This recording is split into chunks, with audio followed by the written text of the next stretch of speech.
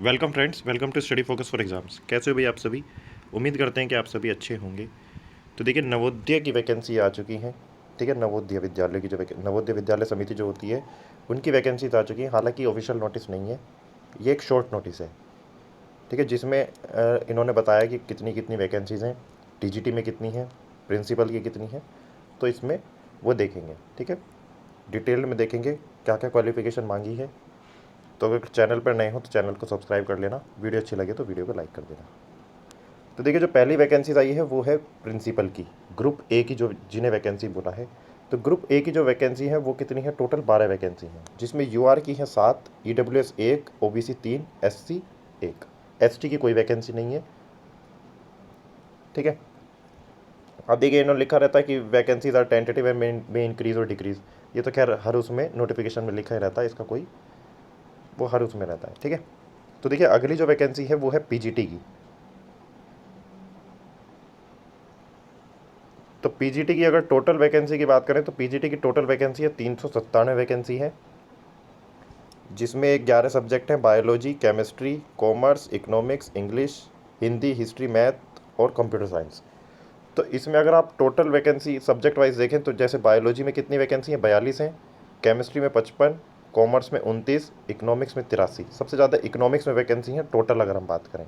ठीक है, computer science की भी वैकेंसी है 22 वैकेंसी, फिजिक्स 19 है, मैथ की 26 वैकेंसी है। ये आपकी कैटेगरी वाइज है, जैसे यूआर कैटेगरी में 18 वैकेंसी, 24 ऐसे।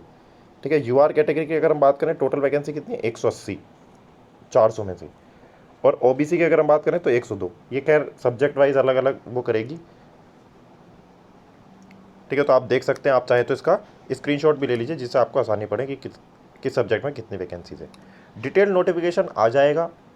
ठीक है, अब शायद जुलाई के फर्स्ट वीक में आ जाए, पर ये इन्होंने जारी कर दिया, यानी कितनी वैकेंसीज तो आने ही वाली हैं।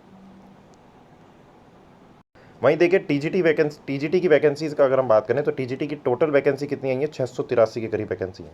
683 टीजीटी की वैकेंसी है, जिसमें इंग्लिश की वैकेंसी कितनी है? 144 है, हिंदी 147, मैथ्स 167, साइंस 101 और सोशल स्टडीज़ 124। यानी कि सारी वैकेंसीज लगभग 120 100 से ऊपर ही वैकेंसी है टीजीटी में बात करें।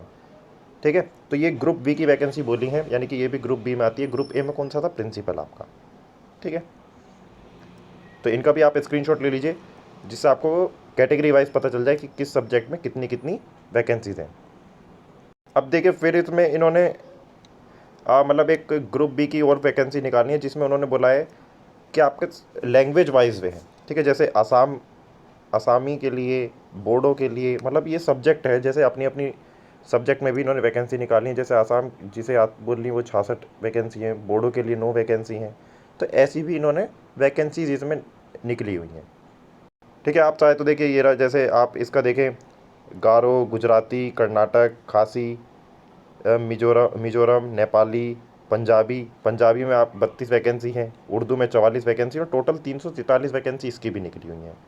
ठीक है, तो ये आप इसका स्क्रीनशॉट ले सकते हैं इसका भी, जिससे आपको थोड़ा आइडिया लग जाए, अगर आप इस सब्जेक्ट की तैयारी कर रहे हैं या आप इस सब्जेक्ट से आपने ग्रेजुएशन या पीजीटी किया हुआ है। ठीक है, वहीं इन्होंने देखिए कुछ कैटेगरी, मतलब जो टीचर्स की अलग वैकेंसी होती है, जैसे म्यूज़िक के टीचर, आर्ट के जो टीचर होते हैं, पीईटी मेल होते हैं, फीमेल, लाइब्रेरियन की जो वैकेंसी निकली है, ऐसी भी वैकेंसी इन्होंने निकली, जैसे 33, 43, 21, 31, 53 और टोटल निकली हैं 181। ठीक है, ये इन 5 सब्जेक्ट में अलग से वैकेंसी इन्होंने निकाली है। अब इनका देख लेते हैं कि इनमें क्या क्या एलिजिबिलिटी क्राइटेरिया मांगा गया है। अब जैसा आपका प्रिंसिपल की पोस्ट के लिए है, ठीक है, तो ये लेवल 12 है, यानी कि जो आपका 78,000 से लेकर 2 लाख ये पे मैट्रिक्स है। एज आपकी जो अपर होनी चाहिए वो 50 साल से ज़्यादा ना हो, यानी कि 50 से कम ही आपकी एज हो। अब देखिए, एकेडमी की अगर हम बात करें तो एकेडमी की इन्होंने मास्टर डिग्री मांगी है, 50% होनी चाहिए आपके। ठीक है, बीएड होनी चाहिए या फिर इक्विवेलेंट टीचिंग डिग्री इन्होंने बोला है। इक्विवेलेंट टीचिंग डिग्री अगर आपके पास है तो आप इसके लिए एप्लीकेबल है। दूसरा देखिए, इसमें इन्होंने एक्सपीरियंस भी मांगा है। एक्सपीरियंस कैसे मांगा है कि उस पोस्ट के लिए आपको, post of principal in central और स्टेट गवर्नमेंट में आपने अगर कहीं पढ़ाया है तो, या फिर आप कहीं वाइस प्रिंसिपल हैं तो भी आप इस फॉर्म को फिल कर सकते हैं। ठीक है, या फिर देखिए, इन्होंने तीसरा और बोला है कि अगर आपने कहीं पीजीटी या फिर लेक्चरार हैं किसी स्टेट गवर्नमेंट में या सेंट्रल गवर्नमेंट में तो भी, और आपने लगभग 8 साल की आपने रेगुलर सर्विस दी है तो आप इस फॉर्म को फिल कर सकते हैं। ठीक है, अब देखिए या फिर इन्होंने बोला है कि अगर आपने टीजीटी है और 15 साल आपने रेगुलर पढ़ाया है तो आप भी इस फॉर्म को फिल कर सकते हैं। डिज़ायरेबल इन्होंने माना कि एटलीस्ट 3 साल को तो एक्सपीरियंस चाहिए ही, और एक्सपीरियंस होना चाहिए वर्किंग का, proficiency in English and Hindi regional, ये तो मांगते ही हैं। ठीक है, वर्किंग नॉलेज ऑफ कंप्यूटर, ऐसा ये इन्होंने बोला है।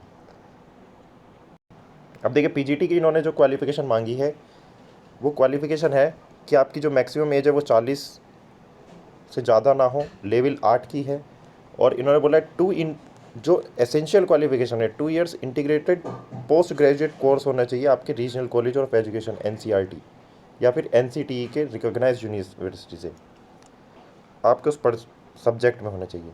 साफ बोला है कि BEd degree is not required for the candidates who have undergone 4 years integrated degree course, यानी कि अगर आपने 4 साल का कोई इंटीग्रेटेड डिग्री कर रखी है तो आपको बीएड की डिग्री नहीं चाहिए, जैसे आपने बीटेक करा हुआ है। ठीक है, तो आप कंप्यूटर साइंस में बीएड नहीं मांगेंगे।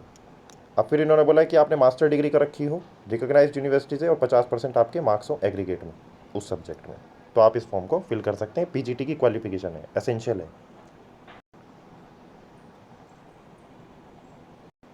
जैसे देखिए इन्होंने बोला है कि पीजीटी अगर इंग्लिश से आप भरना चाहते हो तो आपने इंग्लिश में कर रखा हो, हिंदी में हिंदी के लिए, फिजिक्स, इसमें अप्लाइड वाले भी भर सकते हैं, इलेक्ट्रॉनिक्स फिजिक्स और न्यूक्लियर फिजिक्स वाले भी भर सकते हैं अगर आपने पीजीटी उस सब्जेक्ट से किया हुआ है।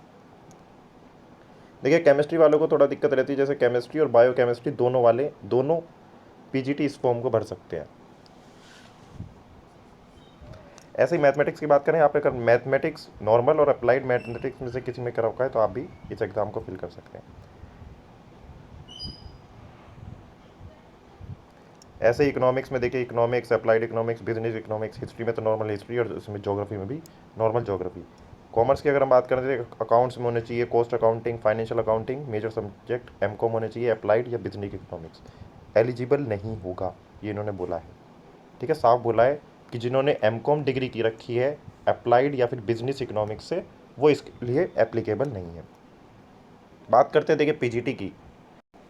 देखिए पीजीटी बायोलॉजी में देखें तो अगर आपने botany, zoology, life science, bio science, genetics, microbiology, इनसे अगर आपने कर रखा है तो आप इसका फिल कर सकते हैं एग्ज़ाम।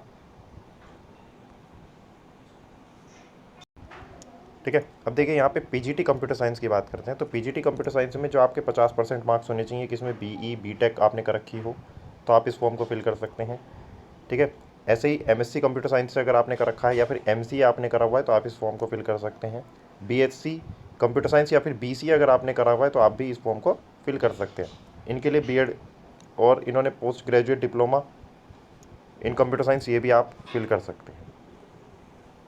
ये इन्होंने देखो पूरा दे रखा है कि आप कौन कौन इसमें, जैसे अगर आपने C level from DOEACC NIELIT ministry of IT, ठीक है, ये कर रखा है, proficiency in teaching in Hindi English, तो भी आप भर सकते हैं। और ये डिज़ायरेबल में है, एसेंशियल में नहीं है बीएड डिग्री, ये सिर्फ कंप्यूटर के लिए है, बीएससी कंप्यूटर साइंस के लिए, कि डिज़ायरेबल है बीएड डिग्री। ठीक है, एसेंशियल में नहीं है।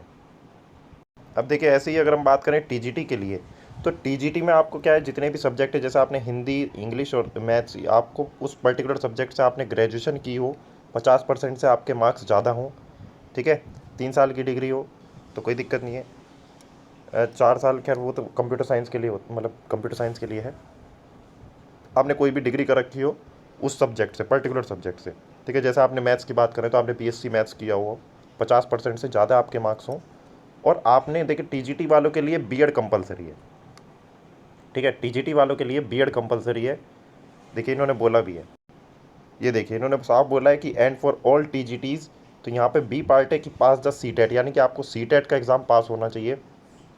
ठीक है, सीटेट एग्ज़ाम आपको पास करना होना चाहिए, जैसे सीटेट आपका क्वालिफाई हो। तीसरा है बीएड डिग्री। अब देखिए बीएड डिग्री यानी कि अगर किसी की 4 साल का इंटीग्रेटेड कोर्स है तो उसे बीएड डिग्री नहीं चाहिए, जिनका भी 3 साल का है जैसे बीएससी, तो आपको बीएड डिग्री चाहिए वहाँ पे, और सीटेट आपको पास चाहिए, और आप दोनों हिंदी इंग्लिश लैंग्वेज जानते हो, तो ये है। ठीक है, जल्दी इसका ऑफिशियल नोटिफिकेशन जारी हो जाएगा, आप इसका फॉर्म फिल कर सकते हैं, जब आएगा तब हम आपको बता देंगे।